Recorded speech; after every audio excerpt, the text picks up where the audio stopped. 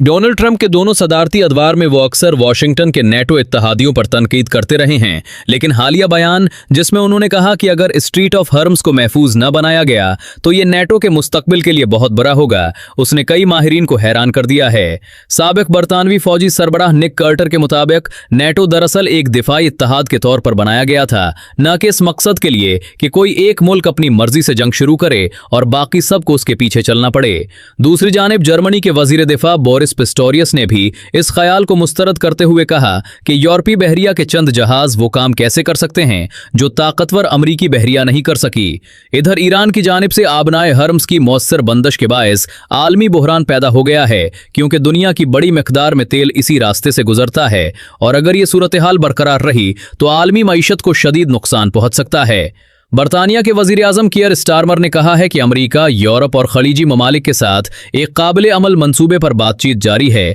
लेकिन अभी तक कोई हतमी फैसला नहीं हुआ। जबकि माहिरीन के मुताबिक समंदरी बारूदी सुरंगें साफ करना एक मुश्किल और वक्त तलब अमल है, जिसकी बड़ी मिसाल 1991 की गल्फ वॉर के बाद देखने को मिली थी। नेक कैटर ने बीबीसी को बताया कि हमें समंदर में बिछाई गई बारूदी सुरंगों को साफ करने में 51 दिन लगे थे, जबकि दुनिया की किसी भी बहरिया ने इस काम में इतनी सरमायाकारी नहीं की जितनी करनी चाहिए थी, हत्ता कि यूनाइटेड स्टेट्स नेवी ने भी नहीं। अमरीकी बहरिया के खुसूसी एवेंजर क्लास माइन स्वीपर्स जो लकड़ी के ढांचे से बनाए गए थे ताकि मकनातीसी बारूदी सुरंगें फाल न हो, अब सर्विस से हटाए जा रहे हैं और उनकी जगह independence class literal combat ships ले रहे हैं जो बगैर अमले के निज़ाम इस्तेमाल करते हैं। ताहम मसला सिर्फ बारूदी सुरंगों तक महदूद नहीं, क्योंकि ईरान की इस्लामिक रेवोल्यूशनरी गार्ड कोर्स तेज रफ्तार मुसल्लह कश्तियों, बहरी खुदकुश ड्रोन्स और साहिल से दागे जाने वाले मिसाइलों के जरिए भी जहाज रानी को मुतासर कर सकती है। ईरानी खबर रसां इदारे फार्स न्यूज एजेंसी की जारी करदा तस्वीर में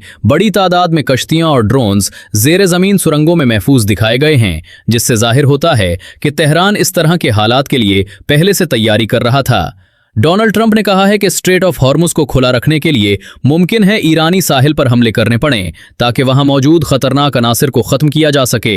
अमेरिका पहले ही ईरानी बंदरगाहों में बारूदी सुरंगें बिछाने वाली कश्तियों को निशाना बना चुका है, लेकिन वॉशिंगटन के इत्तेहादी इस तरह के इक़दामात में शामिल होने से हिचकिचा रहे हैं, खासतौर पर अगर इसमें ज़मीनी फ़ौज भेजना शामिल हो। इसी खतरनाक माहौल में कई ममालिक मुदाखलत से गुरेज कर रहे हैं और बरतानिया समेत बाज़ हुकूमतें कशीदगी कम करने को ही आबनाए हर्म्स खुलवाने का बेहतरीन तरीका करार दे रही हैं। ताहम अमरीकी और इसराइली हुक्काम का कहना है कि ये मुहिम कई हफ्तों तक जारी रह सकती है, इसलिए फौरी हल नजर नहीं आ रहा। इस दौरान ये सवाल भी उठ रहा है कि क्या इत्तेहादी ममालिक तिजारती जहाज़ों को इस अहम समंदरी रास्ते से गुजारने के लिए अपने जंगी जहाज़ भेजेंगे। लेकिन जर्मनी के वजीर दिफा बोरिस पिस्टोरियस ने वाज़ेह कर दिया है कि जर्मनी इस मकसद के लिए अपनी फौज नहीं भेजेगा, जबकि यूरोपीय यूनियन की खारजा पॉलिसी सरबराह काजा कलस ने कहा कि अगरचे मशरिक़ वस्ता में यूरोपीय बहरी सरगर्मियों को बढ़ाने की ख्वाहिश मौजूद है, लेकिन यूरोपीय वज़राए खारजा ने बहरा अहमर में मौजूद मिशन को वुसअत देने से इनकार कर दिया है,